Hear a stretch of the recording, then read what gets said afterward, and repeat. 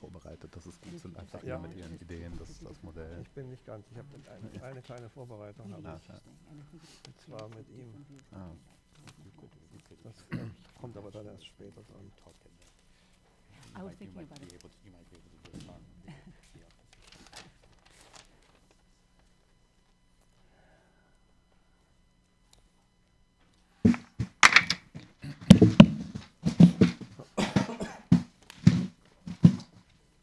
Okay. I'm Ed Nersessian, director of the center. Before we get going on today's program that was proposed by Beverly Zabriskie and Harold Atmanspacher, I'd like to tell you what we are planning for spring of next year. So far, we have planned 3 roundtables. One will be on data versus discourse, humanities in the age of big data. The other would be on the ethics of AI, machine learning. And the last one would be on the general subject of memory looked at from various perspectives. Beverly will take over from this point and introduce the speakers. Thank you. Let's see, let me do it this way. Welcome, welcome. The persons in this room are one of the 3 audiences for this program. There is also a live stream audience, and there will also be a YouTube audience going through the years. So remember that if you get up and ask a question or make a remark, you will be recorded ad infinitum, and that's taken as a release that we are allowed to use your question and your presence in the YouTube video. So welcome to all 3 audiences to this day. I'm a Jungian analyst. Ed gave me permission to say that in this hallowed building, and tells you what an ecumenical mind he has. And Jung said that if he ever came back to another life, he would study prime numbers. That's how he would spend his time. And he urged all of his followers to do so. I have not done so. So the closest I get to understanding mathematics is by being around minds like in this circle. And so I think that's a pleasure we'll all have today. So thank you all for agreeing to come and to be with us. And Alma, especially to you. You stepped in at the last minute because Stephanie was ill. So thank you. Alma did not intend to be here this morning, and here she is. Spontaneity. And courage. So Harold and I were talking about this as a possibility, and he suggested the title Mathematics and Other Realities. So that's what we'll be speaking about today. And it's a spontaneous conversation. There's been no preparation. And it's meant to be scholars and intellectuals who hear each other and then get into an exchange. Harold is a senior scientist at the Collegium Helvetium at the University of Zurich and the Polytechnic in Zurich. After a PhD in physics at Munich, he worked as a research scientist at the Max Planck Institute for Extraterrestrial Physics. Then he served as head of the theory group at the Institute for Frontier Areas of Psychology at Freiburg. His fields of research are the theory of complex systems, conceptual and theoretical aspects of quantum theory, and mind-matter relations. He's the president of the Society for Mind and Matter Research and editor-in-chief of the interdisciplinary journal Mind and Matter. Last summer, I went to Harold's conference on the science of consciousness in Interlaken. He said it was one of their smallest conferences. It was 620 scientists from around the world discussing the matter of consciousness and where it emerges from and scientific perspectives on that. In Switzerland, we like to keep everything small. We're a small country after all. And then Alma Steingart. researches the interplay between politics and mathematical rationalities. Her second book, Accountable Democracy, Mathematical Reasoning and Representative Democracy in America, 1920 to Now, examines how mathematical thought and computing technologies have impacted electoral politics in the U.S. in the 20th century. She investigates how changing computational practices from statistical modeling to geometrical analysis insinuated themselves into the most basic definitions of fair representation of the American electorate. Nothing could be more timely than what you're working on. In Pure Abstraction, Mathematical Thought and High Modernism, forthcoming, she excavates the influence of axiomatic reasoning on mid-century American intellectual thought. She is a junior fellow of the Harvard Society of Fellows and a pre-doctoral research fellow at the Max Planck Institute in Berlin.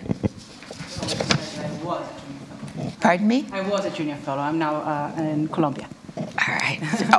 Yes, that's true. You are now a professor at Columbia. That was not added to this. Thank you. Michael Harris has become a mainstay intellect of the Helix group here.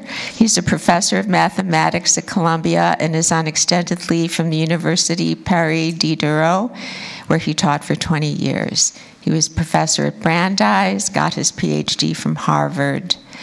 He's organized and co-organized more than 20 conferences and workshops.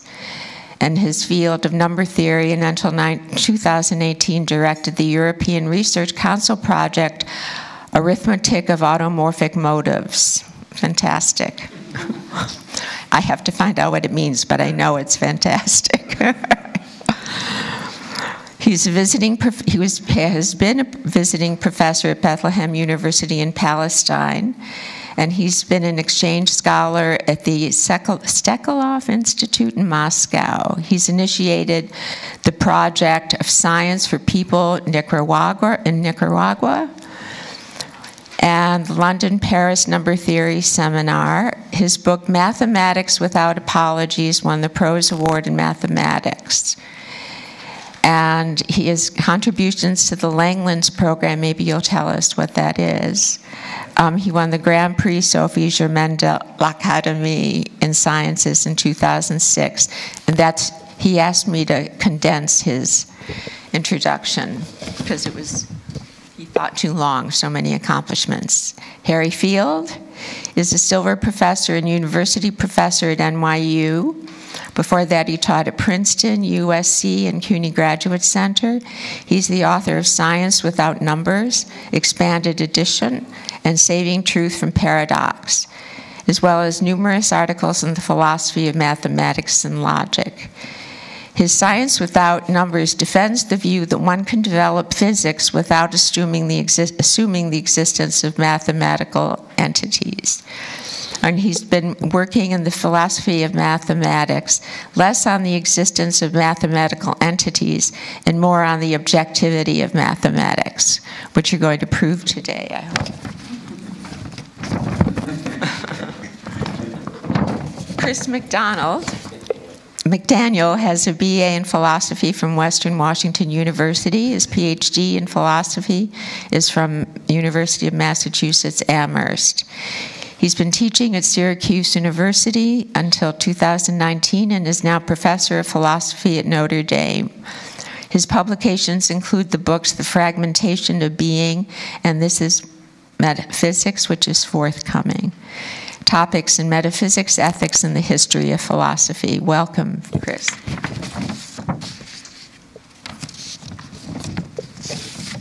Marcus is one of the founders of New Realism. He studied in Heidelberg, Lisbon, New York. He has held the chair since 2009 for epistemology, modern and contemporary philosophy at the University of Bonn.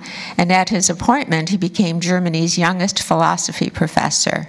Now, I just heard you upstairs tell the others that now there's a younger one. No, mathematics. He also won a Fields Medalist at my university. He was hired 1 month after me, so I was the youngest full professor at my university for 1 month. And then Peter Scholz was hired at the age of 21 and just won the Fields Medal last year, so apparently a good hire. Yeah, so that's the reality of mathematics. Someone comes along younger, right? Yeah. He's also the director of the International Center for Philosophy in Bonn, as well as the Multidisciplinary Center for Science and Thought. He's held faculty and visiting positions at many different universities, including NYU, and he's written popular books about philosophical issues. His book, Why the World Does Not Exist, has been translated into 14 languages. Sometimes we wish that was right? So I would now, after this long pause, ask Harold to open up the discussion, and thank you for your patience. On this roundtable, you will hear a lot about the term ontology, and ontology as opposed to epistemology. So I thought it might be a good idea to start with a very brief, maybe anecdotal piece, which illustrates to everybody what ontology is all about, what epistemology is all about. And then we might go from there. In my example, my anecdote, of course, comes from the history of my own field, from physics.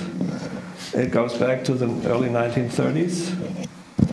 It goes to Ireland, to Dublin, because at that time Erwin Schrödinger was working at Dublin, and he was often visited by his physicist colleagues, like in this case Werner Heisenberg and Paul Dirac. So Heisenberg and Dirac just took a little walk after the lunch, out of Dublin in the hills, other hills, I hope. And then they come over such a hill, and in the valley they see a huge herd of sheep. And Heisenberg says, "Look, Dirac, these sheep are all shorn." And Dirac, he was known as a very meticulous thinker, so he had to analyze the statement before he could answer. And then he said, "Well, Heisenberg, at least on this side." So, you see, this is about being and knowing, right? So, I don't think I have to explain that, but being, this is the notion in philosophy which ontology deals with. So ontology is about existence. Whenever you make an existence statement in philosophy, this is about ontology. Whenever you make a knowledge statement, it's about epistemology. And I think many sciences in the 20th century have seen a tendency to build up an ontology, which many of them call a fundamental ontology, which in physics would be about the existence of particles as kind of building blocks for the universe, and everything else, like, for instance, biology, genes, or even up to neuroscience, is actually in one way or another, reducible to these particles. Even though this program is, of course, not completed, but the assumption is, in principle, this is the way to go. And, when I still was a student, I had a PhD advisor who could still tell me that chemistry is not yet understood physics. So the hope was really to take all of chemistry back into physics. And the research program, for instance, of microbiology or molecular biology is set up in the same spirit, just reduced to the smaller parts. Even in neuroscience, there's the neuron doctrine, where people think that you can understand everything in the brain once you understand how the neurons operate and cooperate. So this research program is the program in all these fields to build up a kind of fundamental ontology. We have the notion of ontology. So there's only one fundamental sort of beings, and everything can be reduced to that. Now, and interestingly, in the second half of the 20th century, voices here and there came up, and these voices became more and more, who sort of doubted that this is really working.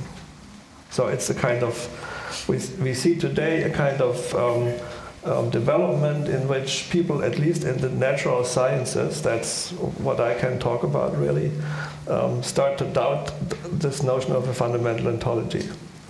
And talking about fundamental, of course, raises immediately a resonance with fundamentalism in a much broader sense. So this roundtable is also, at least to some extent, a roundtable that could be, I don't know how it works, how it will develop, that could be a kind of critique or traces of a critique of fundamentalism generally. I mean, in physics and in the sciences, we see that anyway. And I'm really curious to hear from all of you how you think about that.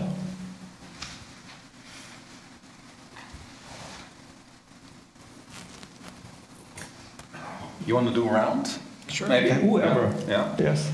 Well, yeah, I can say a few words about the meaning of those terms, how I understand them, and then how this relates to this claim that you flagged that the world does not exist, which is shorthand or like a slogan for saying that we shouldn't even be foundationalists in ontology itself, which I think is not identical to physics. But just a few words about that, how at least I understand those terms. So I think ontology is the systematic investigation into the meaning of existence, or depending on your methodology, just into existence, right? So it might be a good idea to think about the meaning of existence statements to approach existence, so that could be a good methodology, that's why I'm saying it, or just into existence. And epistemology is the discipline which deals with the nature and scope of what we can know about what there is.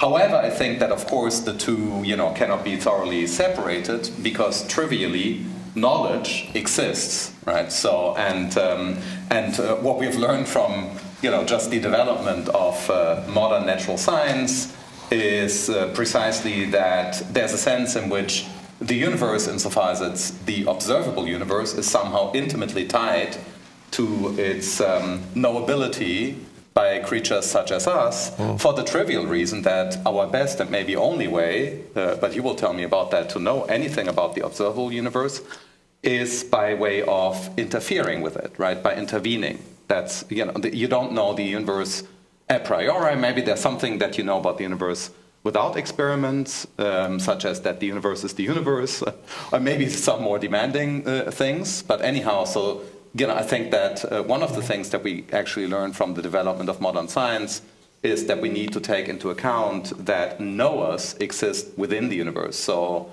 this is something that I would also like to discuss with some people here, right? There seem to be paradigm cases of very demanding knowledge claims where we precisely cannot just distinguish between epistemology and ontology in that neat way.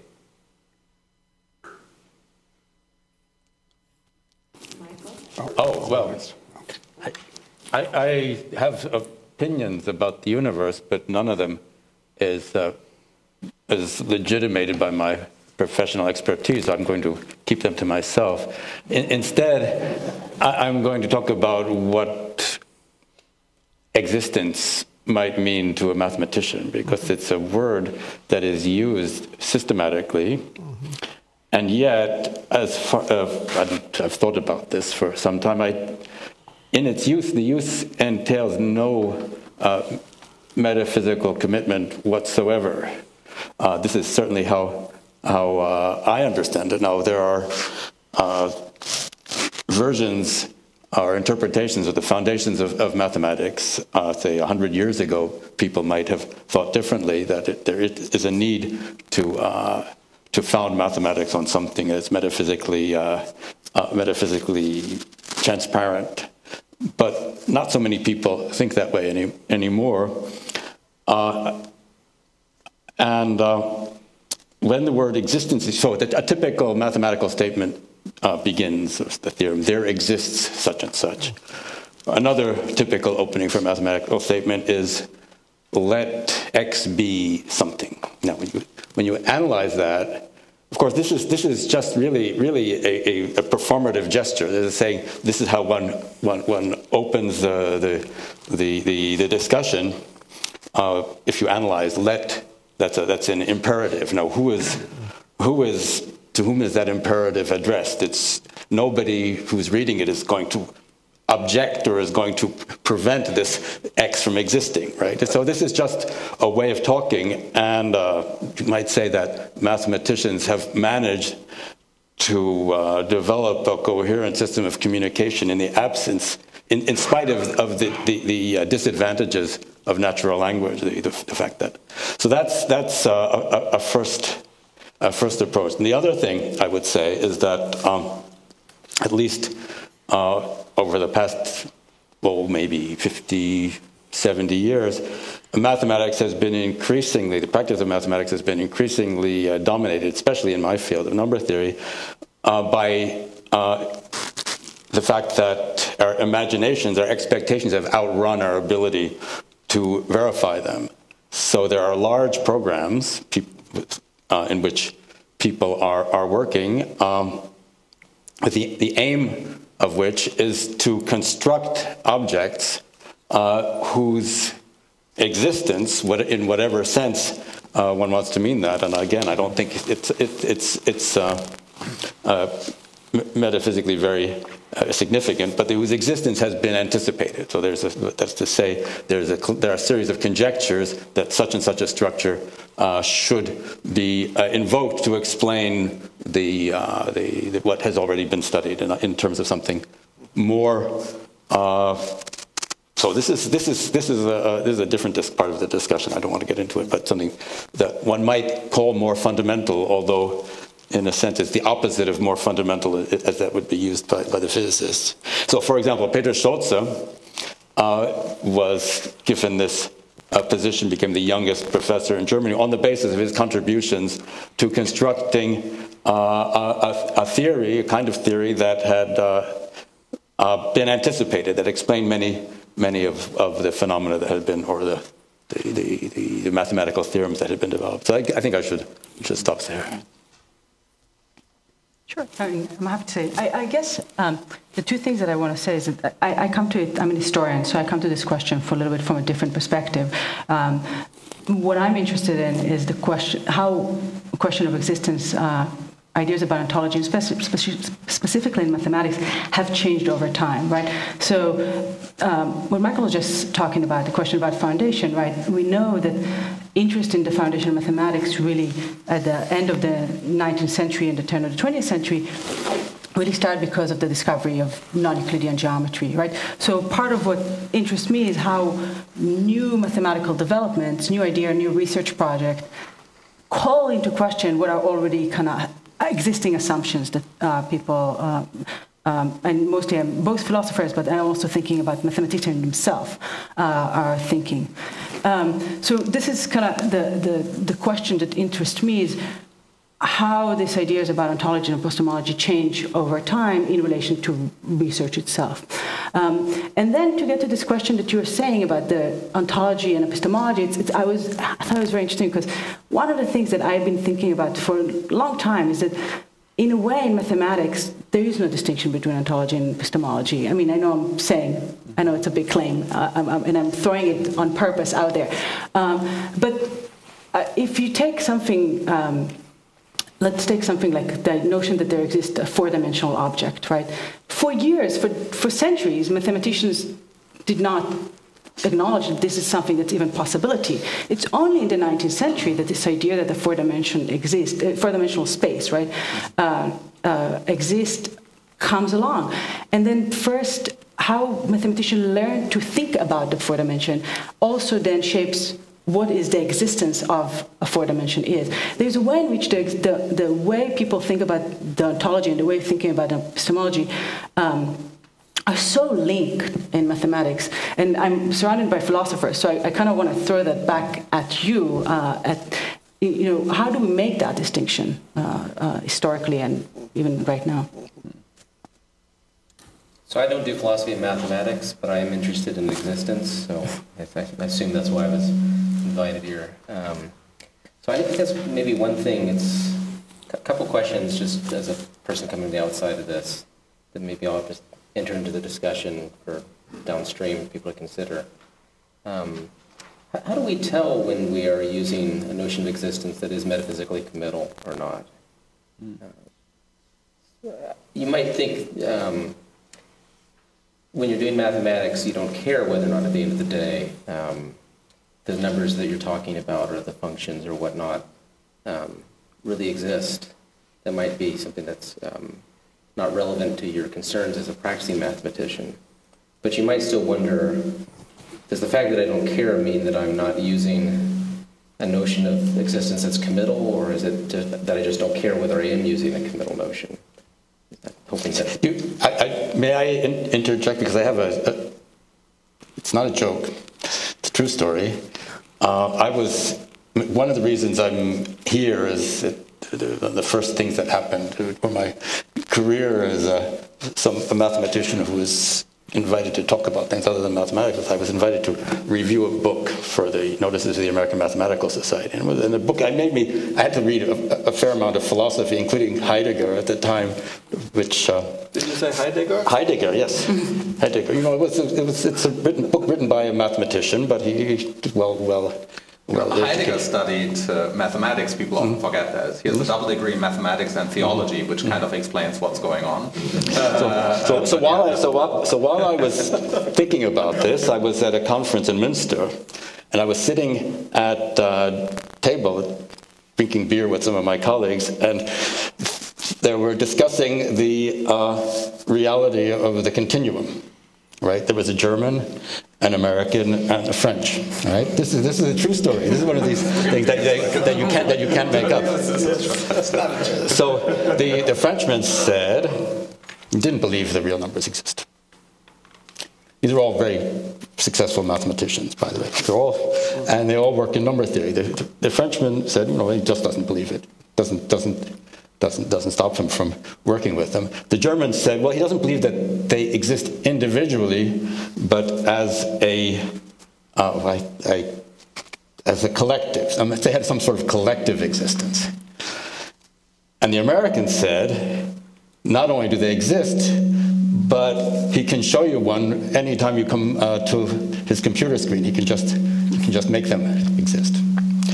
So all of them are doing mathematics, the same kind of mathematics, reading each other's papers. So in that sense, I would say there's no, if there's a metaphysical commitment, it's something that escapes any of the people who would supposedly be committed. And so I would say that if a commitment is not conscious, it doesn't count.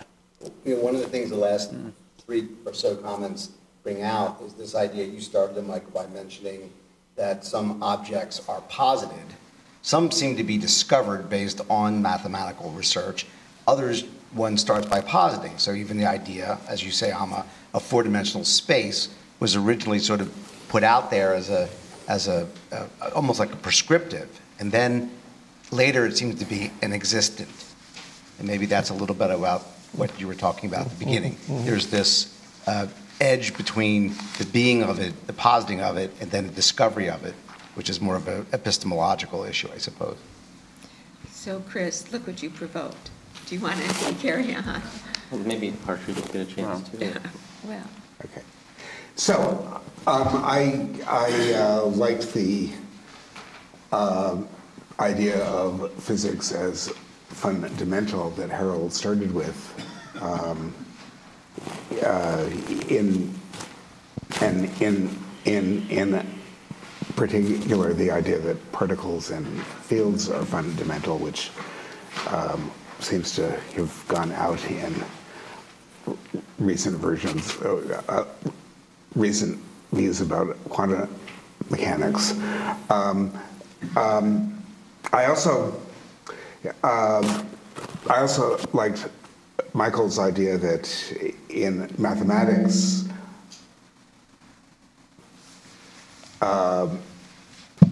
mathematical entities don't exist in the same way that physical entities do, that existence in mathematics is special.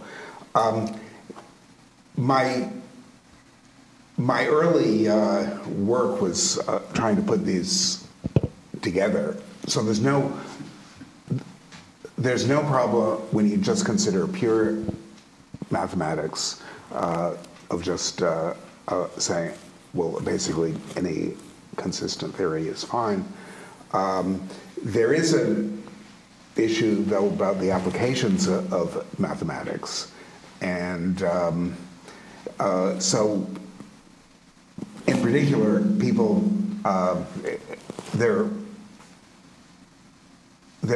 was a time, at least when people argued that the same reasons for believing in particles and fields also were reasons for believing in the existence of mathematical entities, because the idea was that the reason for believing in mathematical entities is that all our best theories postulate them. But all our best theories are formulated in heavy mathematical language, so they also postulate mathematical entities, and so the same argument that applied to particles and fields also applied to mathematical entities. So I didn't like this conclusion. I mean, I wanted Michael's view that basically in whatever sense mathematical entities exist, it's just because there's a consistent theory in involving them.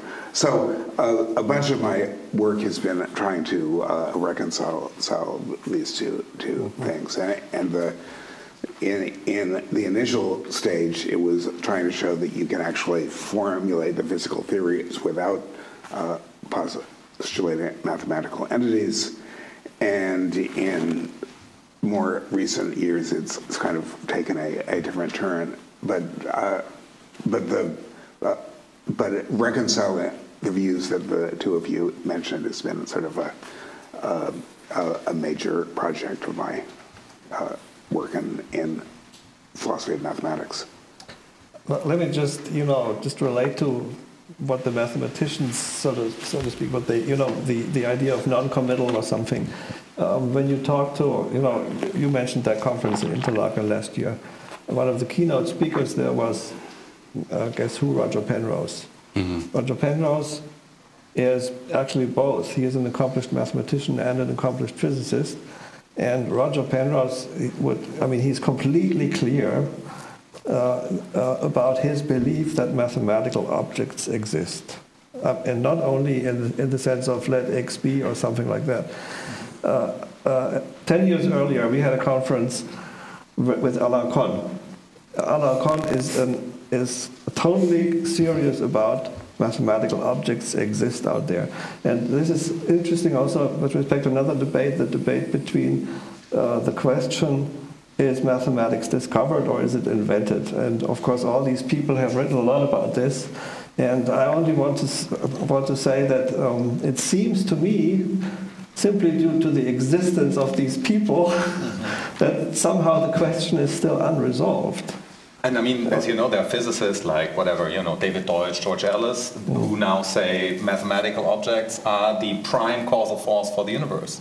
I mean, George thinks causation is primarily from mathematical objects to the material energetic system of the universe. And it's not that he's either an incompetent mathematician or an incompetent physicist, because he wrote the standard book about space-time with Stephen Hawking in 1973. That's so right. I think he knows what he's doing in the technical field, but he believes that, right? And David Deutsch is also not like a zero figure in quantum computing, and he also argues that he thinks the major mistake that the philosophers that he's surrounded with at Oxford is that they do not get this. So I think this is an interesting sociological piece of evidence, right? So there are those, and there are those mathematicians and physicists, right? So that apparently it's not sufficient to be either a good mathematician or physicist to... Just to finish what I wanted to say, originally the idea was actually also to have Max Tegmark here. Max Tegmark has written this book, you all know it, in which he claims mathematics is not only existing in the sense that it is a basis for physics, but it also exists per se. I mean, the book's title is The Mathematical Universe. It exists per se, and if you would put kind of evolution of existence, then mathematics would be the first thing that exists in his belief. I mean, I'm only throwing this around, It's a little bit hard to buy. I mean, Max Tegmark is an extremist in this case, but I don't know. Invention or discovery? Can I bring it back to history, just because I always find it useful? So I think that a lot of this conversation about the issue at stake about discovery, not to say the discovery and the relation between physics and mathematics in terms of existence, is again something that becomes a real problem only in the turn of the 19th century and the early 20th century. It was, if until then people believed that mathematics arise out of the world, right? If a mathematical concept understood as an abstraction, right? The notion of a fundamental triangle was an abstraction from all the individual triangles that one have seen, right? That's the basic idea. So if you think about mathematics this way, as mathematics existing abstracted as something that comes from the world, then the notion that mathematics then applies to physics and that you need mathematics and physics is not as problematic, right? It's only once at the turn of the 20th century, once mathematicians and philosophers believe that mathematics is no longer bound by the world, that mathematical ideas are not just descriptive of what's out there, then the philosophical question about what's the relation between physics and mathematics become as troubling as it is for us today, right? So it's not to say there's an answer, it's just to say that itself has a history, that itself has kind of a history that's, I think, important to think through.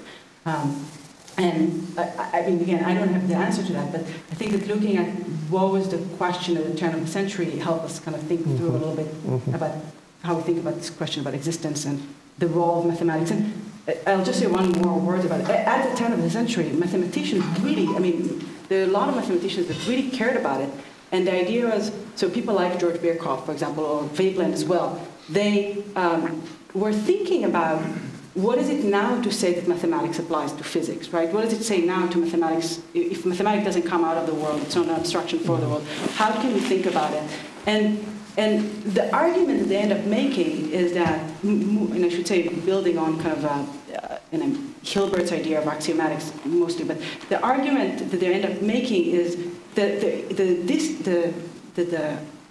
difference between a number and an electron is not one of kind, but of degree. That it's all abstractions all the way up. And right, I mean, it's not the numbers are and electrons are two different kinds. So again, this is all things that have been contested at a given moment for particular reasons. Right. So even in the case of, say, mid-19th century math, like Riemann on differentiable manifolds, so there's, I mean, if you really think that all that exists is physical space and its contents, so the way you standardly explain differentiable manifolds introduces things that are not in the physical space because it introduces the tangent spaces. And so if you really think that all there is physics, then you might think that, well, you really need to be able to redescribe the mathematics of differential geometry without going into the tangent space, but just using the curves in the space itself. And probably that can be done, but there is at least a technical challenge. And so maybe you think this challenge isn't really worth doing because because the tangent space is a fairly simple idealization. But it just depends really on your attitude to how much idealization you are prepared to think is okay. I'm wondering how often some of these formulas are used as analogies, and if that's relevant to what you were starting to say, Chris, in terms of the other realities that are somehow related to all of these ideas and elements. Can you say a bit more about what you mean by analogy? Well, I know that there's all sorts of analogies that are drawn from physics and drawn from mathematics by people like me who don't really know what I'm talking about. And yet I'm talking about something that has to do with existence and experience. And I thought you were sort of approaching that realm in what you were saying earlier. So the question I was at least trying to raise was a question about how we can tell whether a theory is committed to some genuine entities or not. And I was suggesting that it's not sufficient to simply look at some practitioners who are disavowing commitment to say that the theory isn't committed. And maybe the kind of anecdote that you were alluding to with people that you both mentioned further illustrate that point, because you can have successful theoreticians who disagree on whether or not the theory is committed to the entities in question. And so I think it takes a bit of work to figure out what actually are the metaphysical consequences of a given theory, whether it's in mathematics or physics or whatnot. It could be that there are some people that don't care about that, and so it's irrelevant to the primary things that they're working on. But and let me add that, you need a lot of philosophical theorizing, right, to state exactly what is at stake when you ask, for instance, say, the discovery versus invention distinction. So there's a very broad tendency, and I think this is a mistake in ontology. So it's, as it were, not an option, it's a real mistake, but it's a mistake that many people make. I call this naive ontological realism. So according to naive ontological realism, you think that you're really committed to something, that it really exists, if it's mind independent, right? So you think of it in terms of how things were before there were minds, or how things are if you abstract away from the fact that they're minds. Right? So remarkably, you think that the hallmark of existence is what I call the world without spectators. Take the spectators out, and what's left, that exists. Right? That is, I think, problematic to as a criterion for existence, trivially, because minds exist. Right? So if your view is there are minds, they shouldn't matter, and then there's matter, and that this shouldn't be mental, and whatever is on this side is the existent stuff, and the other thing is kind of either non-existent or has to emerge, supervene, or do things that are not fully existing. I think then you already got into philosophical trouble. And some ways of formulating, some versions of formulating the discovery versus invention distinction for mathematical objects or in other fields, fictional objects, have similar, raise similar problems. Dream objects. You dream of a certain unicorn. Then did you discover the unicorn or did you invent it? There are similar problems there. And I think that quite often, if we don't settle these purely philosophical issues beforehand, then we get easily confused. I think that's clearly a contribution that philosophy will make there. And you needn't be, why, right? You needn't be like a trained ontologist to be like a really good mathematician or physicist. These are, orthogonal capacities, I think. Yeah. Well, in physics, usually the practicing physicist is not concerned with these questions at all, in most cases. I mean, in philosophy of physics, we have exceptions, of course, right? But the practicing physicist, if you ask him about ontology, he will just, he will either not understand you, or he will close the door and keep you outside, because he is just, he goes into his lab in the morning, switches on the pumps, and makes his spectra, and then he analyzes them, and that's the work of 99.9% of people working in physics. Then there is this remaining 0.1% who are actually interested in these philosophical questions. And when the advent of quantum mechanics actually raised the attention of this 0.1%, because in quantum mechanics, the first time in the history of physics, where measurement itself becomes a problem. It didn't happen before. And why is this so? It is so because I don't go into all these formal details, but conceptually speaking, it is so that the state of a system that you measure has to be understood differently from the state of the system as it exists ontically before you measure it.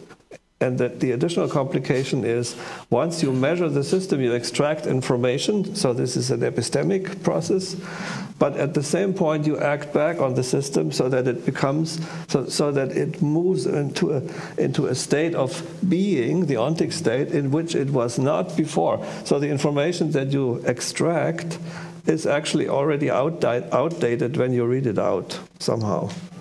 And that's a complication that you never had before, and that drove people crazy in physics in the early days of quantum mechanics, until in the 1970s, some philosophers of physics, Erhard Scheibe and others, came up and really saw how they can conceptually solve this riddle with the introduction of ontic and epistemic states, which is now, when you go to Perimeter Institute and other institutions, everybody talks about psi-ontology and psi-epistemology. So this has become a standard notion in the interpretation of quantum mechanics.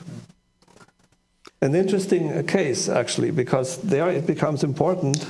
Otherwise, you confuse everything all the time if you don't make that distinction.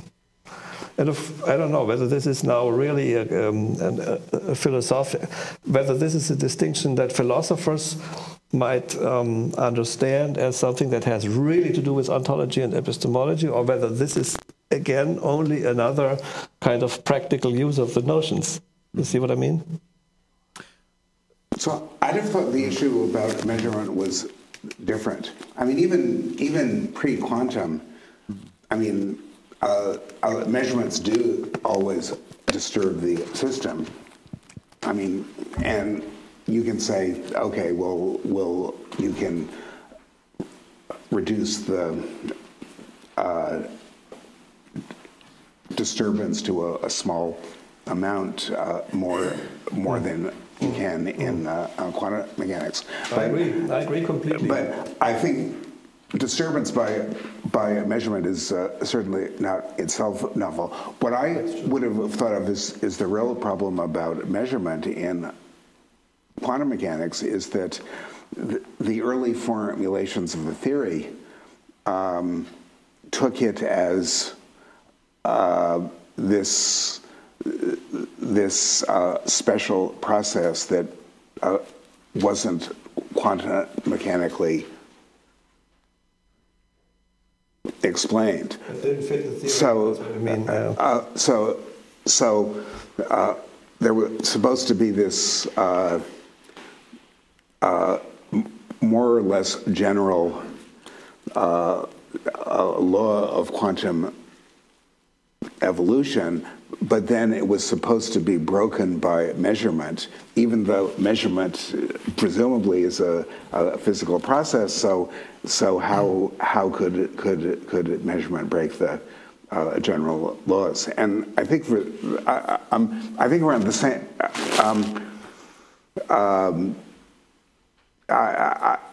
I do think that in recent years there have become attempts to resolve this problem.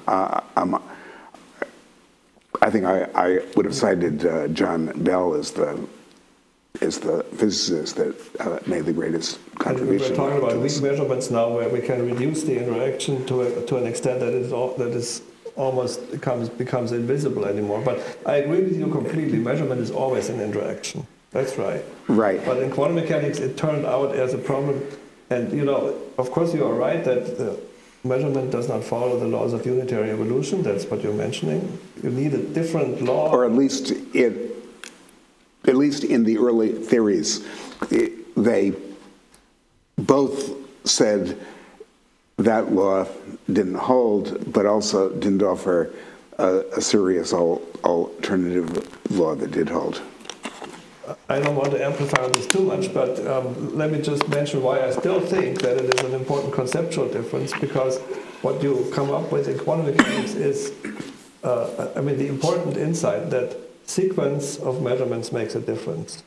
Well, we call it non-commutativity of observations and so on. That can be easily understood, actually, by the fact that when you make a measurement and you change the state, then you make the second measurement of another observable, then you make that measurement already on another state, which means that when you invert the sequence of measurements, you get a different result. Right? In that sense, it becomes important really at the basis, even at the mathematical basis of the theory. Let me get back to mathematics a little bit to say, even starting when you talk about measurement, then pretty much all the time you are talking about a measurement with respect to a theory which is based upon properties, or presumed properties of the real numbers. So of course, when we're talking about reality, nothing is more real nor less real than the real numbers. The word real was introduced to draw a distinction with the imaginary numbers, which were very problematic. And I didn't even realize this until yesterday, that even Cauchy, who invented the theory of complex analysis, wrote somewhere that he would have preferred for there not to be imaginary numbers. And what were they or there or not? But they come up in processing the equations. What are the real numbers? Well, the real numbers were invented. I guess maybe I gave that away, but I could also say discovered. People use these things indiscriminately for the purposes of physics, and to allow and to make it possible to get past the pre-Socratic paradoxes of continuity. And so things were fine. People were working with real numbers, except that there was no complete axiomatic theory until the middle of the 19th century. And then it turned out that the axiomatic theory was settled, but then these real numbers have properties that people couldn't understand. The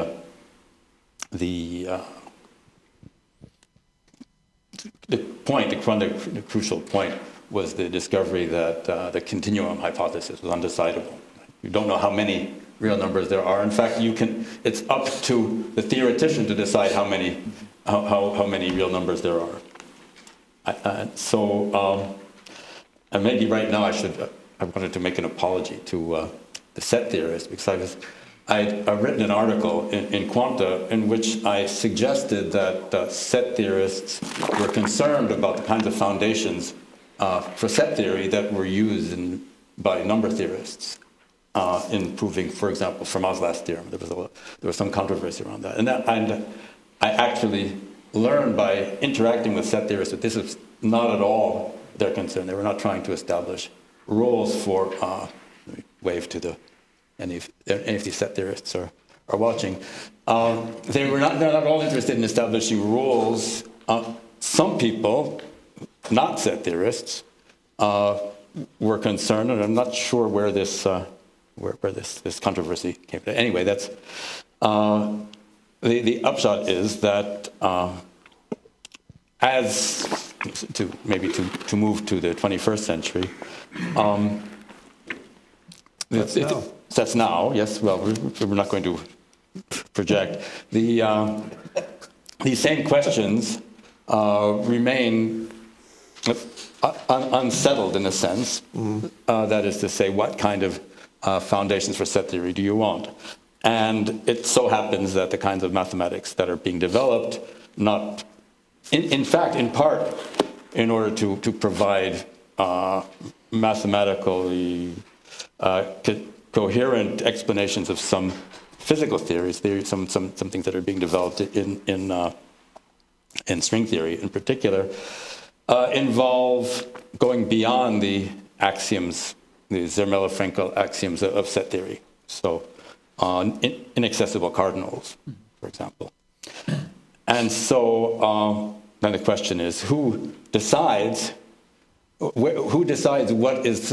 the foundations might be? What are the foundations of mathematics? Well, it's becoming more and more popular to develop theories, to use theories that are based on the presumption of existence, in the sense that one works with them, of inaccessible cardinals. What that means, there's big sets that are much bigger than anything one can produce by the intellect. One has to, that's why they're called inaccessible, because there's no reason cannot establish their existence on the basis of the axioms, even including the existence of infinite sets. They're much more infinite. In fact, there's something called a hierarchy. There's a hierarchy of different kinds of infinities. Where do us want to stop within that hierarchy? Well, the only historically reasonable answer to that question is that mathematicians are going to use whichever kinds of foundations for set theory that provide the answers to the questions that we consider to be reasonable and important. So, I was just going to say that it seems to me that one of the things that came up in a few of the comments is this distinction between the philosopher and the mathematician, and what sort of what you think. Maybe the mathematician himself don't have certain kind of commitment, but metaphysical commitment, but that's where physicists come. But I'm going to try to push on that just because I'm here and why not? And just ask, can you even go, what does it mean to go beyond the mathematicians themselves, right? I mean, the example that Michael just gave is one in which the mathematicians are the one that getting to a point that they redefine what the foundation is, or the question of deciding, if I understood you correctly, right? You need to question again what the foundation on which the theory builds on, right? So where the kind of questions about the existence always come from the practicing mathematicians, or in this question, or physicists you can think about as well. So what is even the separation between the philosophy and the mathematicians? Well, mathematics is a discipline with its own rule book, including a sociology, what counts as evidence, and, like a whole discipline that you can characterize in manifold ways, and so is philosophy. And they sometimes intersect in the history, right? Sometimes big time, Plato, Aristotle. Sometimes like super big time, Cantor, set theory, right? Then a little less right now, right? So you can describe those curves, and philosophy is just one of those disciplines, right? So, and then philosophy to some, so it would be, of course, an interesting question, right? I mean, contemporary ontology is like a very well-developed field, right? There's a lot happening in ontology and meta-ontology and metaphysics and meta-metaphysics and how they relate, right? So that's its own development.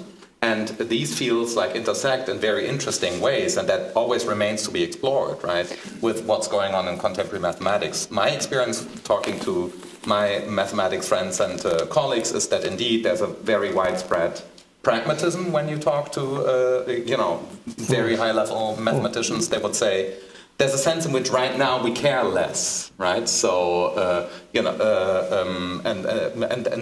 then there might be an interesting question about why this is so, right? So, why in the field is this the case, right? But I think that what we need to bear in mind when we ask these questions about philosophy and other disciplines, this often goes unnoticed, in particular in the Anglophone world, because there's a very different way of thinking about the philosophy's position in the academic division of labor, but in my neck of the woods, we think of philosophy as just another discipline, it's just one of the sciences. Yeah. So I want to make sure that you didn't misunderstand. No, but I think this is that's why, if you ask me, I think, if you do philosophy off, and then that's another discipline, say mathematics or history. Of course. I'm doing history of mathematics, so I understand what that's what I'm trying to say. I'm not trying to say that philosophy has no place. There was not really, the really question was try to say, how do you explain the relation when you think about those specific questions, right? About ontology of, and we're talking here about ontology of mathematics. Yeah. Then how do you understand the relation between the philosophy and the mathematics, again, historically, right? How do you understand the way in which the ideas that arise from mathematics then influence the kind of philosophical debates, or the other way around? I do think that there's two ways. Yes, it goes two ways. Yeah, right. yeah. So, but how do we? That's the question was really to say, how do you understand that relation? Yeah, I would ask Michael, for instance, the way in which Michael developed his relationship, towards set theory. I would want to know whether you would, so there's a view, let's just call it, mathematical pluralism, and, I'm heavily simplifying, but, like roughly it would go something like that. Look, they're very different, it depends on the foundations that you choose, right? So there's a sense in which you can just choose your axiom system. This is something we learned from meta-mathematics of the second half of the 20th century, right? And then there's this mathematics and this other mathematics, and the choice between the axioms can be, in terms of like elegance. There can be all sorts of mathematical internal criteria for why a mathematician would say, I go for this rather than that, right? And then this kind of pluralism would just mean that there's no, then this would raise, for instance, for me, a philosophical question. Is there even a universe of mathematical entities? If we interpret the contemporary mathematics realistically, right? So even if we think that they are committal, given mathematical pluralism, is there like a universe of mathematical objects? Given what mathematicians know right now, that is something that would come to my mind. But this would also depend, like we have a leading philosopher mathematician here, so I don't know how Hartree looks at this, how you would describe this discourse. Right. So just I view myself as a pluralist here, and so just sharpening the issue slightly in terms of the example that Michael raised about. Michael said that the continuum hypothesis is undecidable. I mean, in some senses, radically understate things in that you can give almost any answer you want to what its size is, and it will be consistent with the rest of the axioms of Zermelo-Fraenkel theory. Yeah, so a version of the pluralist view that I kind of like is that there really is no serious question, what is the real size of the continuum? There are basically any consistent answer is perfectly okay, and the idea of asking which is the right one is just a wrong-headed way to think about it. And that this marks a serious difference between mathematics and physics, where basically there is a right answer even if we don't know it. Aren't you considering that there might be at a later time a reason to choose?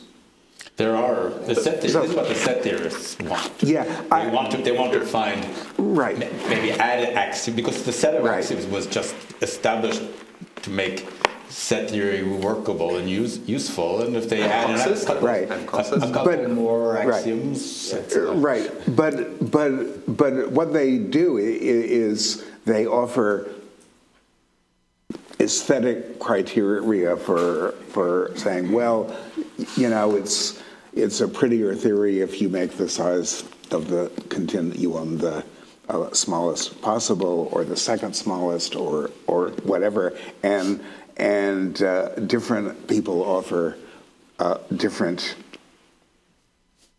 aesthetic criteria that you mentioned support one or geometry before, the other. how it could be described perhaps this way, and then using extra dimensions, and how does that decision get made? And is that an aesthetic one, or are there other considerations? Well, so I'm not sure I understand the question.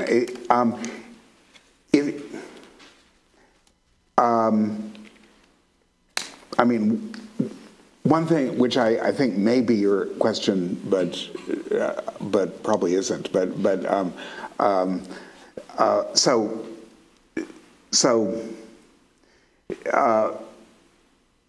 theories of differentiable manifolds are developed using the theory of the real numbers, and the different answers to the size of the continuum give you different pictures of what the real numbers are like. So,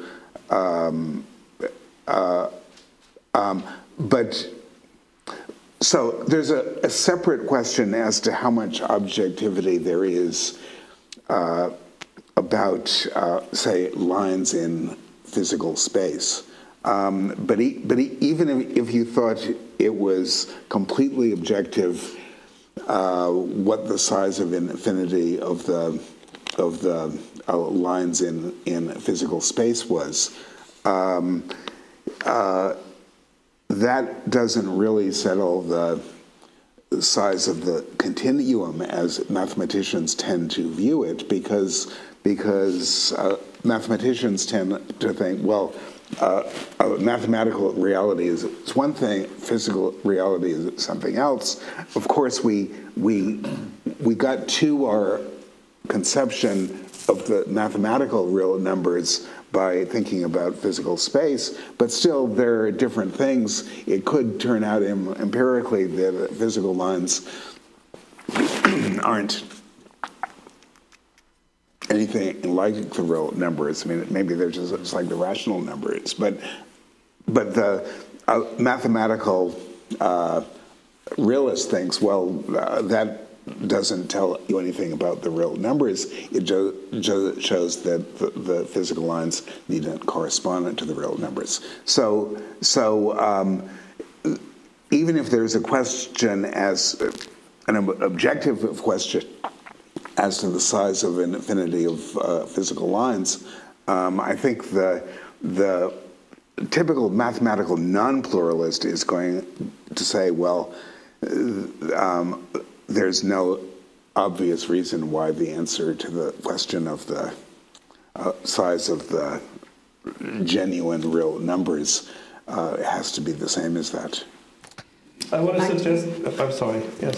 I just wanted to get to the other realities. Yes, exactly, that was my point too. And I think that has a lot to do with the notion that that popped up in some of the commentary in the last maybe 10 minutes, the notion of pluralism. You know, in the sciences, when you look at the development of the sciences, I mean, physics is the paradigm example, but the others too. Talking about ontology always had, I think, historically speaking, or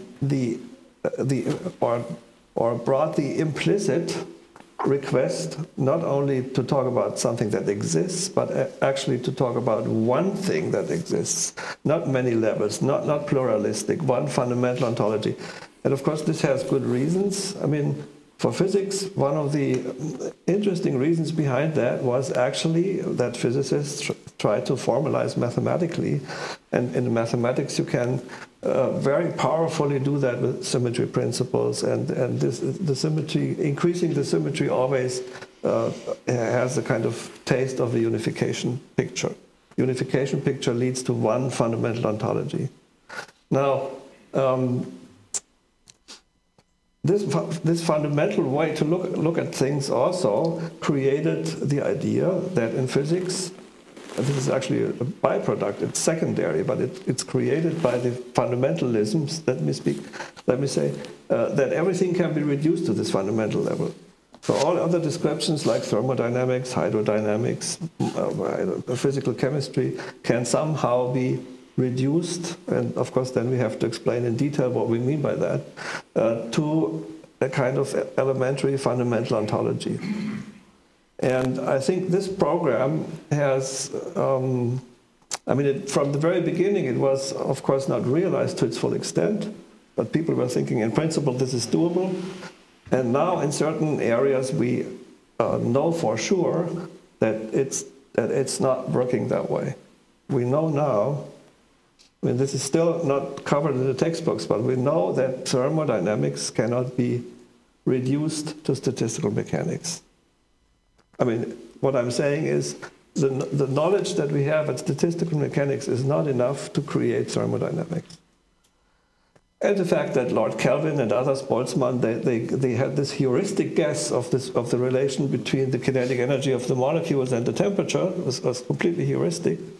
We only understand that really fully since the 1970s through quantum field theory and developments by Rudolf Haag and others.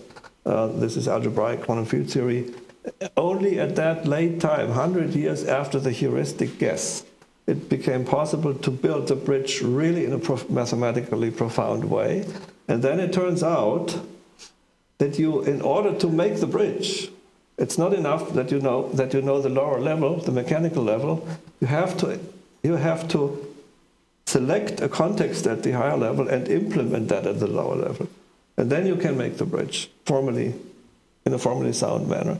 So this in a way is an example for a kind of pluralism, because if this is so, then you have to assume that the temperature of a container of gas is also a property that exists in the ontological sense in physics. It cannot be fully reduced to mechanical properties. Can you explain that more fully? I don't. Maybe it's just my ignorance. I don't believe what you wanted to say. Well, that's stronger than I wanted to say, but I would like to be convinced. In more detail. Of course, this becomes technical. Maybe it's too hard. But we can do it over dinner or something. Okay. I'm ready to do that actually. Okay, good. But I'm only giving you this picture because everybody knows what temperature is, and everybody knows what the motion of molecules somehow is. And it's actually a simple example which I wanted to use to really talk about now to get the discussion into the pluralism thing.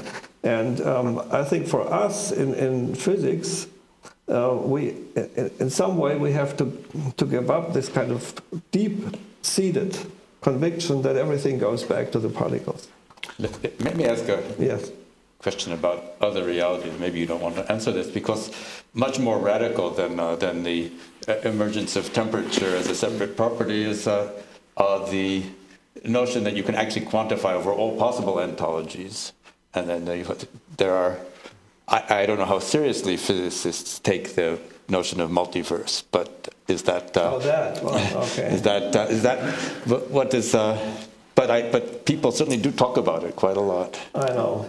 That doesn't make me happy, actually. I see.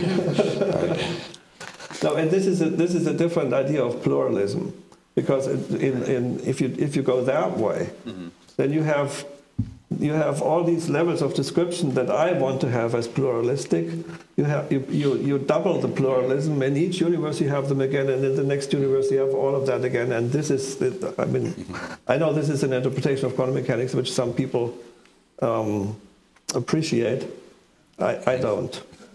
I want to switch the register a bit to get more to the other realities, because from the outside, mathematics and number carry the notion of real truth. The reality is carried by the numbers, whether it's polling numbers or, how many people believe such and such. And I think it's had a profound effect on our society and our culture. And Alma has written and worked on the whole idea of how numbers get used in terms of the political scene. And I think you maybe don't realize the amount of authority that we on the outside of your world project onto number.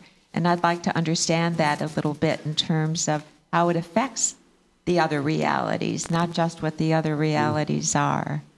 Is that of interest to you, Alma? To me, it's of interest, but I'm in a company. I should say just that there's a. I wonder to what degree these two conversations relate to one another. I think that you're absolutely right to the degree to which the reality or so there's a very famous book in the history of mathematics by Ted Porter called Trust in Numbers, which really deals to this question really of how making it a numerical argument have, won in a sense. Why? And he has. I mean, the argument is much more complicated than this. The history that he tells, but this notion that, like you were saying, that numbers have a certain kind of numerical argument has a certain kind of validity that other sort of argument might not have. But I wonder to what degree, and I'm asking that back. I mean, to a degree that relates to the ontological question of number. I don't know, right? I mean, is it just numbers used as conventions here when people make new argument based on kind of numbers, or is it really has to do with the other question that we've been talking about until now, which is the existence, the real existence of numbers? So I'm kind of going to throw that back. I would have thought that the reason why numerical arguments that use a lot of numbers tend to sound more convincing is just because they give the appearance of precision, and oftentimes they are more precise. And so it's clearer to see what the argument is. So that's not a very deep observation, I suppose, but I mean, it's what is precision? That's, I think, a deep question. Why is precision important? Yeah, where's the subjective factor that gets related to these things that gives well, if you have quantum mechanics or if you have electrodynamics and you solve a certain problem, then you get a solution, and the experiment coincides with that solution, let's say in five digits after the comma. And after that, if you measure further, then it deviates. Now you do quantum electrodynamics, you get the next 3 digits correct. And that, in that sense, precision might be an important thing to test your theory, precision in terms of numbers. But the way in which... But is precision a major value that you're... Yeah. No, I think the way in which we as physics, I mean, at least in theoretical physics or mathematical physics, the way in which we apply, let me say, mathematics has nothing so much to do with numbers. It's really what we apply is the structure. It's actually a qualitative feature that goes into the physics when you come from math. And then, of course, when we solve it, and we have equations, you can have an equation and then it sits there, but then you want to solve it, and then you put in initial conditions and all this kind of stuff. Initial conditions are not something that I think mathematicians deal so much with. They just have the formal structures. I mean, yeah, yes and no. But can I take another stab, maybe, at what I was trying to say? Since if we were more responsible, I think we would find more precise arguments more compelling, because a more precise statement is more easily is one for which it's more easy to figure out whether or not it's incorrect. Yeah. And people that are willing to assert responsibly, who are responsible about making assertions, will be willing to assert statements that are more easily falsifiable, proportionate to the degree to which they have evidence for them. And so in an ideal culture, we would ideally try to state things that have a degree of precision proportionate to our evidence for them. And maybe, we're not there yet. But given that that is something that we could imagine as an ideal, it wouldn't surprise me that looking outside, we think, oh, this guy's saying something that sounds very precise. He must have really good reasons to say it. Like what Dirac said, at least on this side. Can I bring in another reality where you see, I think that some of these ideas about precision and the relationship to truth break down quite quickly, right? I mean, take most of the things that we all believe to be true, such as there's a certain amount of, there's either a finite or, well, clearly finite, but, either an odd or even number of people in this room, right? Or here, there's either an even or odd number of people here, right?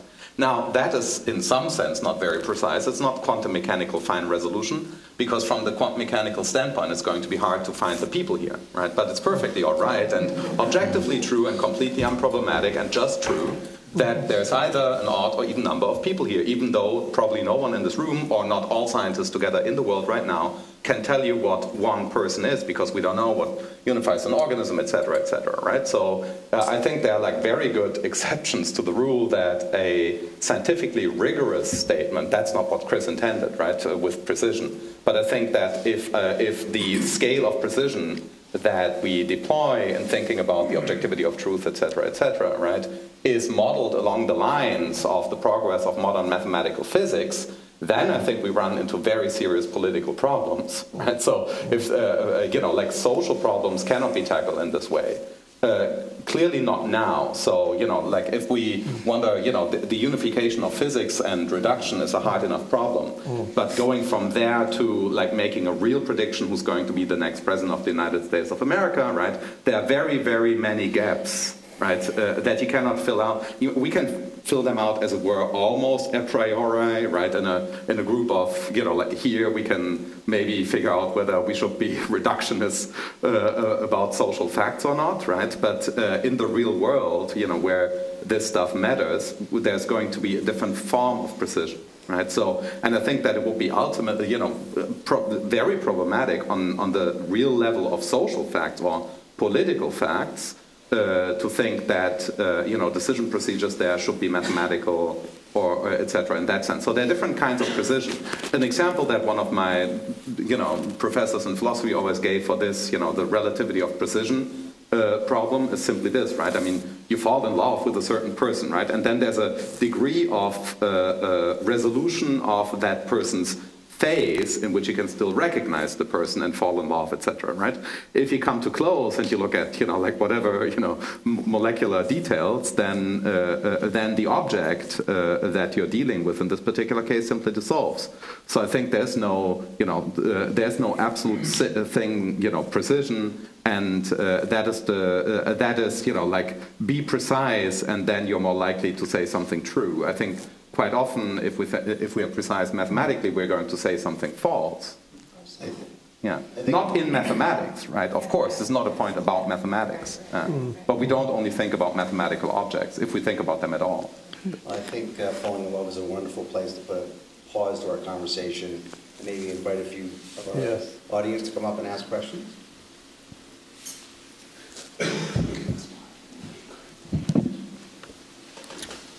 Test.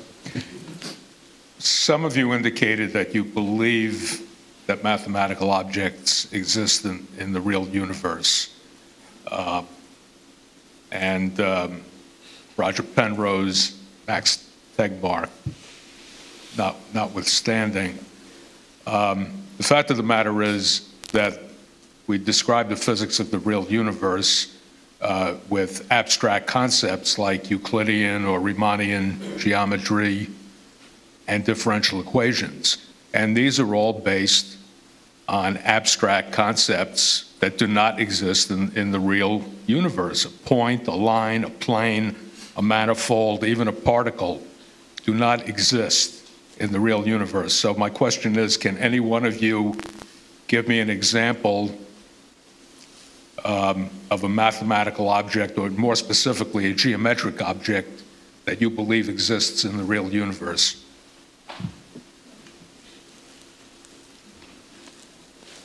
Then you would have, I would have a question for you. I would say, I need a better grasp on what you think is the real universe, because for some people this is real, for some people that may be real. Well, let's start with the most basic object in mathematics, in geometry, a point. Does a point exist in the real universe? The mathematician who thinks about mathematical realism in the sense like Roger Penrose does says yes. Well, it's mathematical realism, but it's not physical realism. No. There's no such thing as a physical point. No, but we abstract around things like racism, let's say, which I think people would say racism exists, but you can't literally point to. Well, yeah, racism exists, but I don't believe that it can be described mathematically. Do you think New York City exists in the? Do you think New York City exists in the real? I believe in existence, but my question is, using mathematics to describe exactly the existence of real objects is a fallacy. It's an approximation at best. I want to say if you, as I do actually, have a pluralistic worldview, then I would say biological species exist in biological reality, physical species exist in physical reality, mathematical species exist in mathematical reality, minds exist in mental reality, and free will exists in free will reality. I don't know, you know. Okay, but my original question was, I thought that some of you agreed with people like Penrose and Tegmark that mathematical objects actually exist in the real universe. No, or that the real universe consists of what we call mathematical objects. Then this is, I have to apologize, was not the idea. We just brought this up in order to have something to discuss, right? Does anyone believe that here? I'm not a mathematical. I thought some of you said that you do believe that mathematical objects exist. Okay. I don't know, maybe does anyone? I'm not even sure I understand what the question means. Okay, yeah, okay.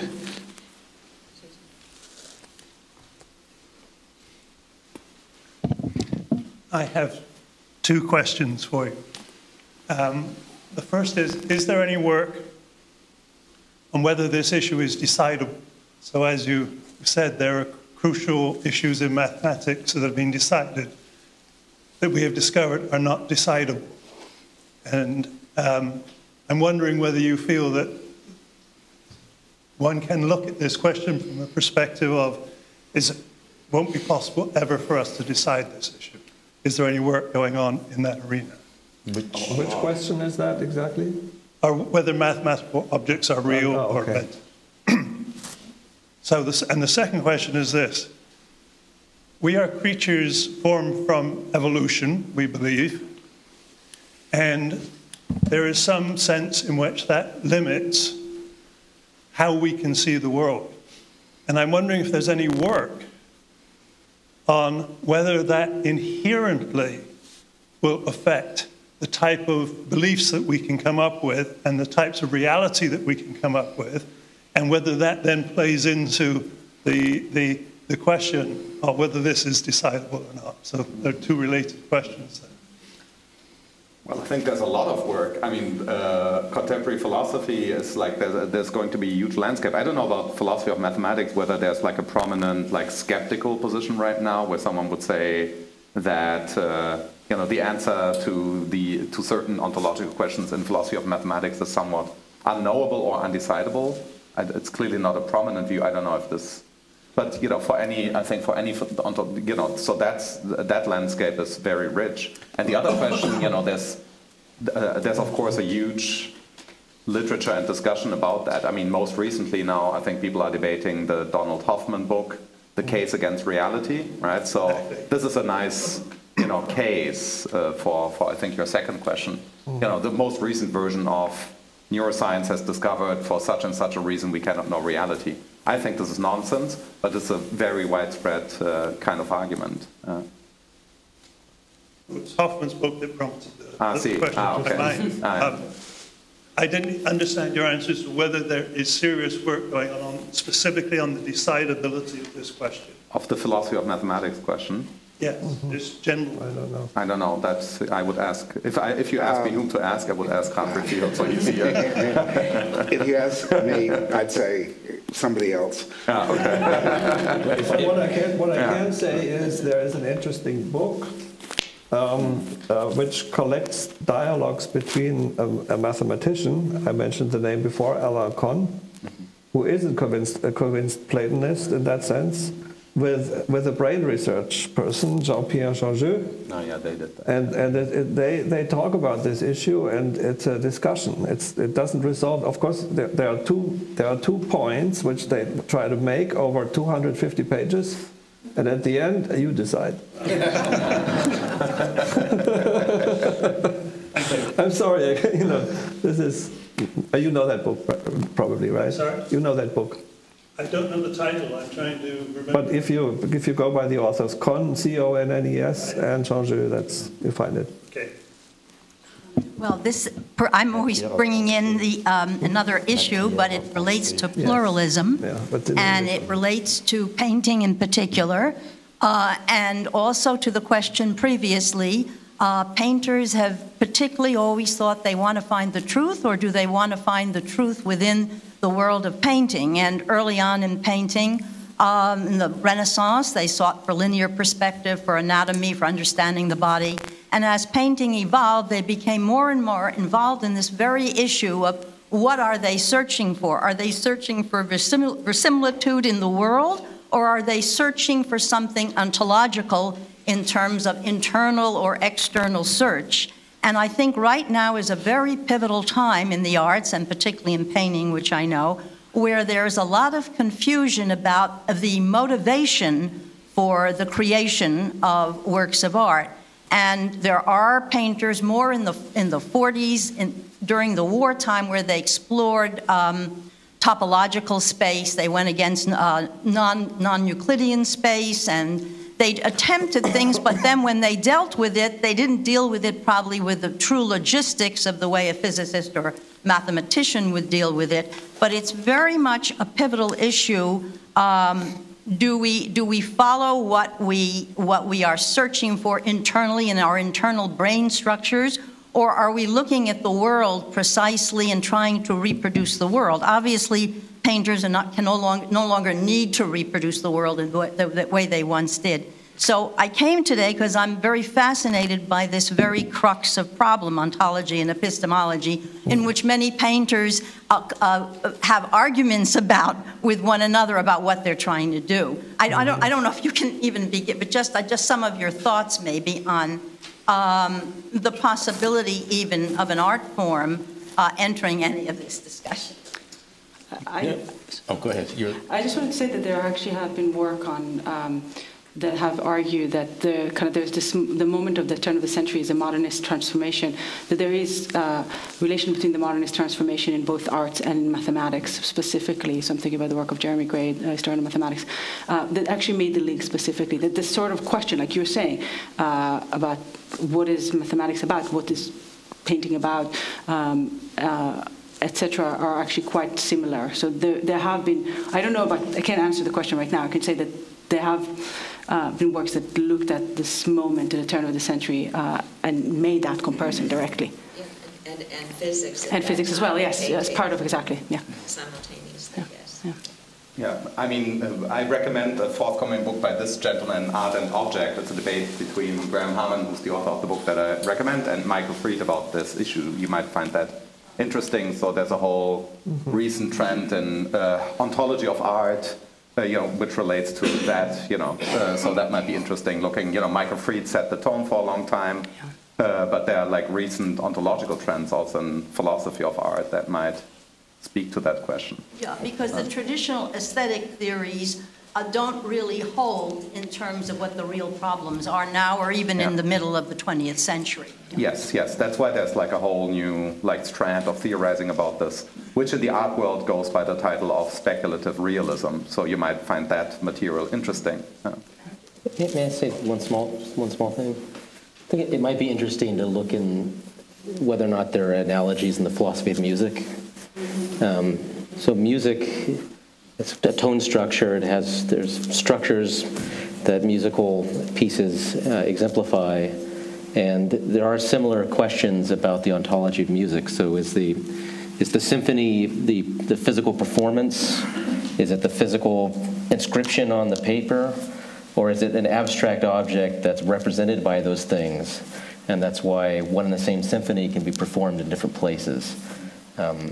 It might be that because the nature of music is more easily detachable from particular performances of it in a way that a painting doesn't seem to be, that the questions will seem more parallel if we're considering those art forms rather than... Maybe architecture has also... Architecture would be another one to think about. This is also this very interesting analogy. I'm not sure whether it applies across the board, but there have been instances here where we learn that mathematicians or physicists don't spend that much time worrying about their ontology.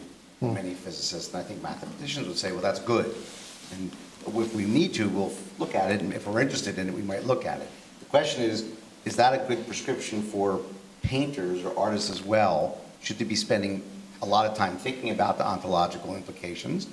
Or is that really what art is about? Is it a good idea or a bad idea to focus on that? Should they do that more of it than mathematicians or physicists say? I'm not sure I know the answer. But similarly, how does the following sound to you? Philosophers are currently discussing whether they should spend any time on doing mathematics, right? I think this would be like a bad headline. And I think similarly, the other headline is equally bad. Mathematicians now and physicists now, think that they should do less ontology. I think it's equally bad. And just go back to the great moment. You mentioned the foundational crisis and quantum mechanics, etc. Einstein wrote. Like one of my colleagues, we just moved him from Caltech. He edits Einstein's papers. He spent a lot of time reading neo-Kantian philosophy literature, writing reviews which are now published with the Einstein papers, etc., and so forth for the other great figures. And that might not have been a coincidence. And often physicists right now worry about the grand unification and when it's coming, and then they're doing, honestly speaking, incompetent metaphysics, like Max Tegmark. I think this is terrible metaphysics, what's going on there. Or Donald Hoffman is just an incompetent philosopher of mind. And so, so that's, here's bad news. Neuroscientists care much less about ontology right now. That's just bad news. Are you saying this is good or bad? Bad. I think this is terrible. It's equally bad. So a philosopher who doesn't care about mathematics, you know, that's wrong with the baby with the bathwater, because you can do bad metaphysics as I agree with you. And then typically what physicists have, learned to say is when someone does metaphysics at all, it's automatically bad physics or bad metaphysics. But there's very helpful metaphysics also. Of course. Someone mentioned the name of John Bell. I don't know. You mentioned it. John Bell came up with actually 2 metaphysical assumptions, and then he derived for one of the assumptions, classical local reality, an inequality by which you can test whether this assumption is right or wrong. So you can make empirical tests that are motivated by metaphysics, but then it has to be good metaphysics. Yes, of course. I think with the artists or with painters, it's really the study of the brain, because I don't think it can really be controlled what they're thinking in categories. I think very often that the arts come closest to an attempt at some kind of unification of the intellect, the mind, the emotions. Right, yeah. And so, therefore, it's very hard to say, well, don't think about this, only think about that, because the act of creation is an exploration and a search for where they stand and how they relate to the world. So I think the divisions are very dangerous in terms of creativity, and probably in science too, if you go deep into it. I don't know enough about it. I have a good, I'm sorry, I don't want to dominate this, but since we are talking about art now, it's, this is not directly about ontology and epistemology, but it has to do with it. There was this German artist who was ridiculed by many people, Joseph Beuys. Joseph Beuys had a philosophical talent to some extent, and in terms of his actions, he did this action art. Even here in New York City, the action with the coyote. I mean, I don't know. What Beuys did conceptually was he undercut the subject-object distinction, because he, as the artist, made himself an object of his own art by the action. So this is I think remarkable. It's a great idea just to show people that it's not that here's the artist and here is the painting. He just puts himself into that room and together with the coyote, right?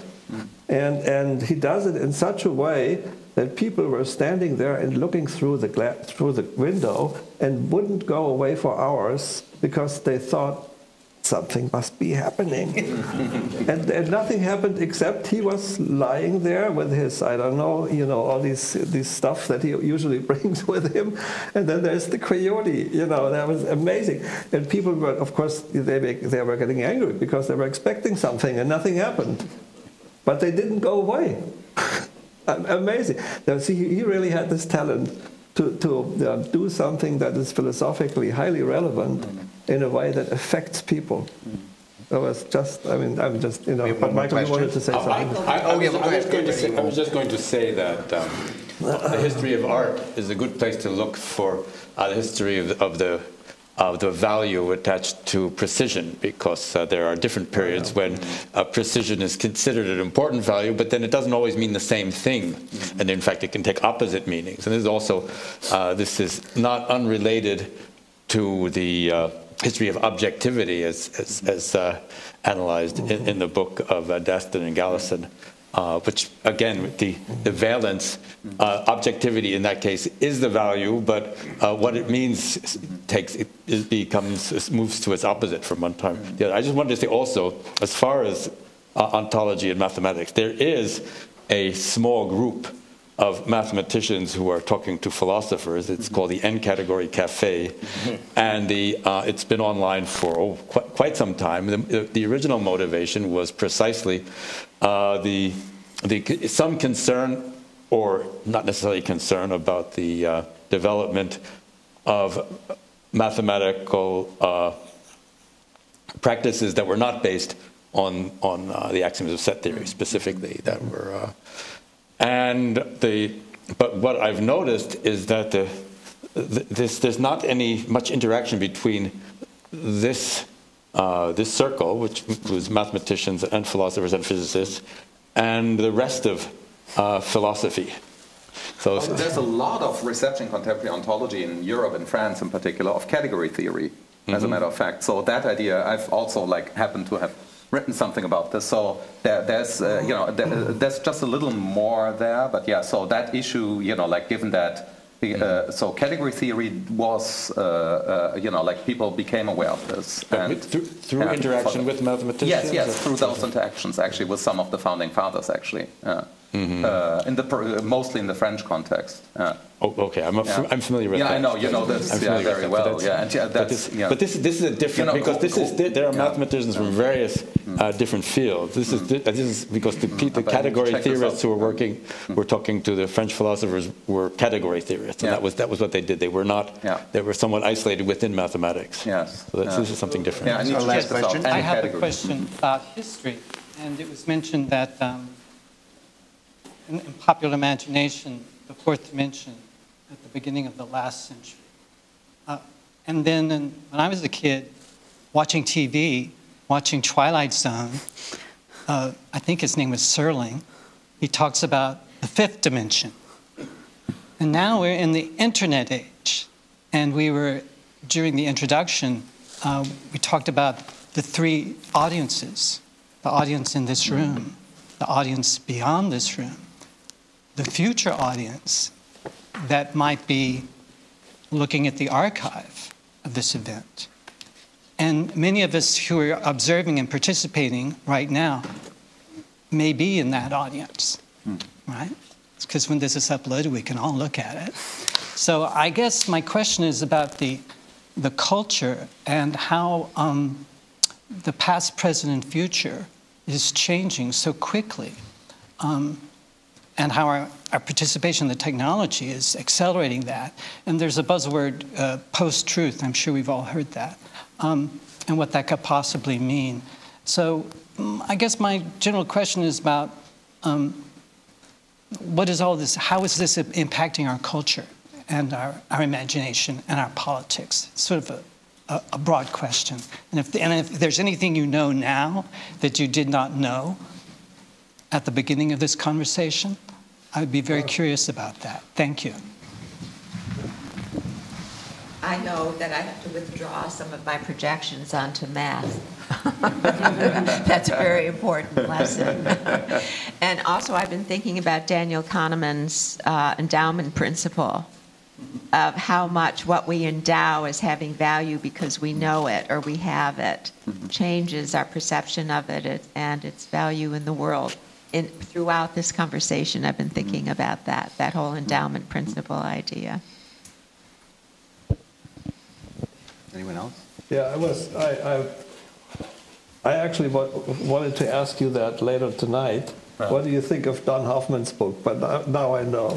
Yes. This is the shortest story. I've been working. I run a research center called Reality in Crisis, a center for the human being in the digital age. It's a large international research network which spans disciplines here at NYU, University of Tokyo, Peking University, and Paris and Cambridge in the future, and so it deals with all these post-truth, etc. phenomena on various levels. So I think that, let me be very brutal about this. I think that some of this Hoffman-style material is, what people worried about here in the 90s, in particular in philosophy, about postmodernism and so forth, giving up the truth, and Richard Rorty and so forth.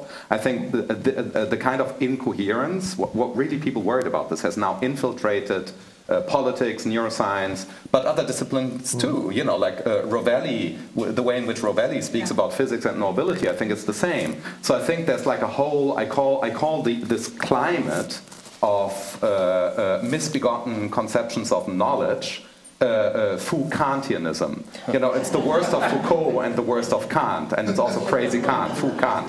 It's also it's a vulgar form of Nietzscheanism. And I think Donald Trump, like if you look at this, Nietzsche, it's the farce of what Nietzsche calls the blonde beast. And this whole post-truth thing, I mean, everything that we worried about, decades ago from philosophy is like, now this has become a principle almost everywhere, and I think there's a lot of work for philosophers to be done. And in Europe, the contemporary philosophical trends are therefore often associated with the label of realism, new realism, that's just my word, and speculative realism, and this realism and that realism. And the reason why, in particular, philosophers in Europe have, moved to the realist camp, broadly speaking, right, is, resisting that. We have our own version of it. In Germany, the Christian Democrats, for instance, people don't think about this. You think about the far right when you think about political problems in Germany. But we have the Christian Democrats. That's nasty. I shouldn't have said that on the record. No, Christian Democrats are great. All right, well, I did say that was the last question, but we will have one last question now. But yeah, the Hoffman makes me nervous. Me too, actually. Well, I suppose this has to do with realism. In Veda, there are these 40 aspects. One is yoga, and there was this Patanjali who cognized it. 4 chapters. The 3rd chapter is called Siddhi, S-I-D-H-I in Sanskrit, often translated as perfection, power, supernormal ability, attainment. The Siddhis are listed as things like levitation, walking through walls, invisibility, strength of an elephant, being in multiple bodies at the same time, knowledge of past and future, knowledge of the contents and nature of other people's minds. Challenges to our understanding of reality, and Veda deals with these 7 states of consciousness, neurophysiological states of consciousness, beyond the first 3 being waking, dreaming, deep sleep. So we've been talking a lot about mathematics as kind of one application of mathematics is to describe physical reality, but here you have a physical reality which is, right here, I mean, in the room, if some of these things actually exist, which doesn't seem to be challenged. So what are your thoughts about this? This knowledge has, quite serious history, and maybe I can say 2 things about this. There have been attempts to actually, in some of the labs, particularly in the US, even in Princeton, to demonstrate phenomena like this. And much of that has been shown to be, some experiments haven't been done well designed, some experiments haven't been well analyzed. And so I'm doubtful about that material. But still, there are other situations in which these cases happen spontaneously. I mean, not under laboratory conditions. And then my first reaction would be, is that really something that fits into the range of validity of physical theories? I mean, I think we all agree that the world does not only consist of physics and physical reality, right? There's more to it than that. And for instance, what we do not understand at all up to the present day, notwithstanding all neuroscience and brain and stuff and so on, is the relationship between the mental and the physical. We don't have any clue. We can measure correlations, but we don't know where they come from, what they do, and so on. I don't know what science will bring us when we understand this better. I'm not saying that we can explain this all. I'm only saying that it is maybe not the best reaction to try and ask physics to explain that, because it may go far beyond what physics is designed for to explain. Okay, So. Well, thank you everyone for an excellent afternoon, and I'm looking forward to looking at this for years to come on YouTube.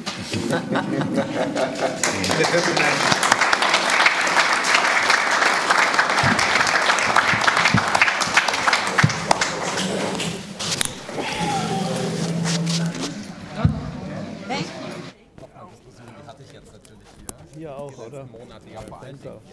Ich war oft bei Brockman auch eingeladen, der wollte mich als Autor, aber ich habe am Ende nicht gemacht, aus verschiedenen Gründen. Weil der ist eben, die haben doch eine physikalistische Agenda und so, ist immer reduktionistisch, alle seine Autoren. Und der hat halt Brockman und so gemacht, das ist das nächste Brockman, der macht die ja alle. Und der wollte mich auch als Autor, aber dann irgendwie ins reduktionistische Lager. Wobei der Hoffmann, der verkauft sich ja nicht als Physikalist, sondern genau das Gegenteil. Nein, ich weiß. Ja, Der ist noch schlimmer. Ja, eben. Das ist noch schlimmer. Ja, dann bin ich lieber Physikalist. Ja, dann ist er nämlich, dann tut er so, als ob er der neue Hegel wäre. Ja, ich weiß, ganz genau. Und dann kommt das hier an. Und dann erzählt mir David Chalmers,